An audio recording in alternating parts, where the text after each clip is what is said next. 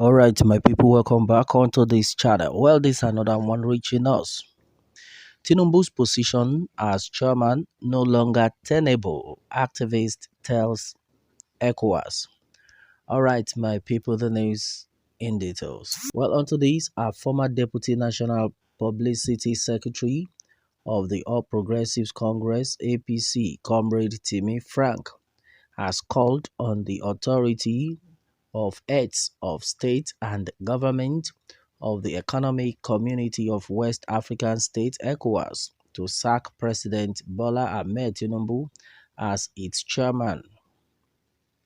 Frank, who made this call in a statement in Abuja on Tuesday, claimed President Tinubu lost legitimacy following the discovery that he forged the Chicago State University certificate he filed with the Independent National Electoral Commission (INEC) to contest the 2023 presidential election in Nigeria.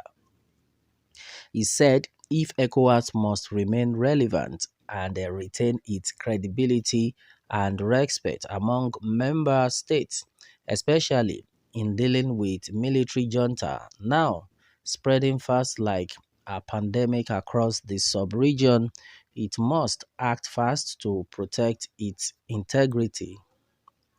He equally called on past and the present president of member states of ECOWAS to prevail on the sub-regional body to do the right thing by appointing another chairman in acting capacity pending ratification during the next ordinary session of the Authority of Heads of State and the Government of ECOWAS. He said failure to act timeously would put the regional body in a lame duck position where all decisions reached during the tenure of Tinubu would not be respected and therefore null and void. He called on the leadership of the military juntas in Burkina Faso, Guinea, Mali, and the Niger Republic not to have any dealings, discussion, or negotiation with the Tinubu-led ECOWAS until the president is removed as its chairman. He urged the authorities of ECOWAS not to be deceived by the appointment and secondment of broadcast journalist and Channels television reporter Mrs. Linda Nwabua Akigbe to serve as communications advisor to the ECOWAS Commission President Dr. Omar Aliu Toure in Abuja. This is exactly what we are talking about. This is a Greek gift, therefore, the Commission should beware, he said. He alleged that the Tinubu administration, in one breath, persecutes the media with recent NBC's last warning letter to Arise Television, and then, on the other hand, it bribes them with generous appointments and then paid advertisements, as recently corroborated by Governor Governor Nyesom Wike, who is the Minister of FCT. He called on the National Assembly to defend the nation's constitution, democracy, and the rule of law by urgently commencing impeachment proceedings against Tinubu over alleged gross violation of the constitution.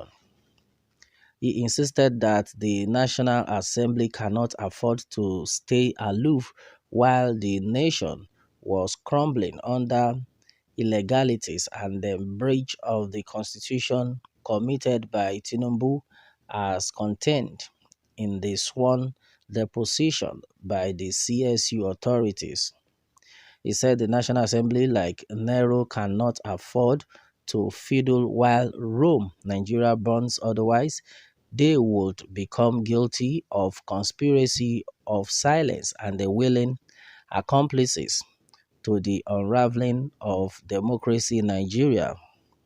A breach of the constitution by a sitting president is an impeachable offense. We are calling on the National Assembly, the Senate and then House of Representatives to wake up and defend the Constitution. This is the time for them to uphold the law and the constitution of the land. This is the time they must display patriotism irrespective of party affiliation by urgently commencing impeachment proceedings against the president. This is not all about party membership. It is all about sustaining our democracy and then ensuring peace, security, and the development of the country. Nigerians expect them to exercise their constitutional power to do the right thing if they are truly the elected representatives of the people. Otherwise, Tinubu's stay in office will continue to bring national disgrace and then embarrassment to Nigerians both home and abroad, and equally chase away foreign investors from doing business in Nigeria because no foreign investor will come to Nigeria to invest while it remains under a president tainted with legitimacy. He insisted that the president's forgery saga was already making life difficult and then creating hard times for Nigerians abroad who are seeking for jobs as their certificates are now being subjected to thorough scrutiny to ensure they are not fake. The Bayelsa State-born political activist also called on the Supreme Court of Nigeria to handle the presidential election petition appeal before it with the fear of God and the national interest in order to safeguard the nation's democracy.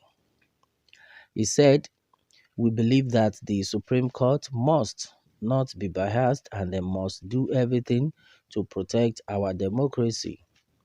The world is watching to see if they will uphold the principles of true justice in the manner they will handle this case of perjury or lying under oath by Tinubu." According to him, the Chief Justice of Nigeria, CJN Justice Olukayode Ariwola, recently said the judiciary does not base its decisions on sentiment or public opinion in deciding cases, but on the Constitution. Several vitriolic attacks are regularly heaped on the judiciary.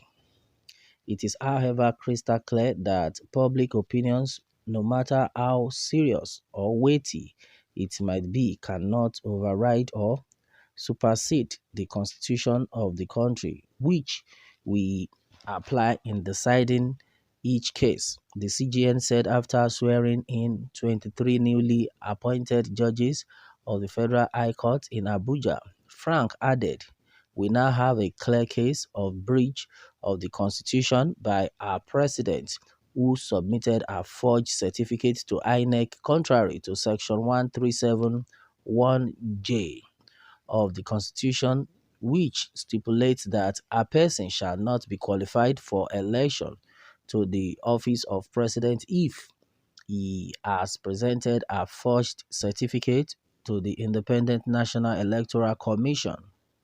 We expect the CJN and then other Supreme Court justices to courageously uphold the Constitution by ensuring that a confirmed lawbreaker is not retained as the President and the Commander-in-Chief of the Armed Forces of Nigeria." All right, and then exactly what is actually reaching us right now. This is serious.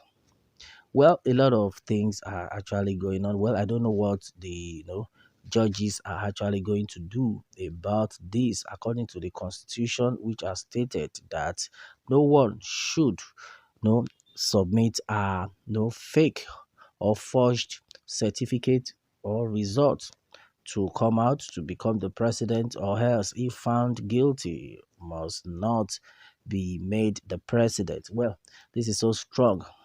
Well, Ecowas or not, and then to all the town criers, 1,000 of Atiku and then his travelers cannot remove his cap, not to talk of Tinubu himself. So over to the abuser on the house floor. All right, this has been said by Aso 1535. All right. Well, there is something about Yorubas and their stealing that the world cannot comprehend. And the most annoying aspect is that they lack shame. All right, that had been replied. My brother, my sister, a lot of things had actually been said onto this. What more can we say? Meanwhile, let me have your own take, my people, on this one. And remember to subscribe for more updates if you're just joining us on this channel for the first time. All right, thanks and God bless.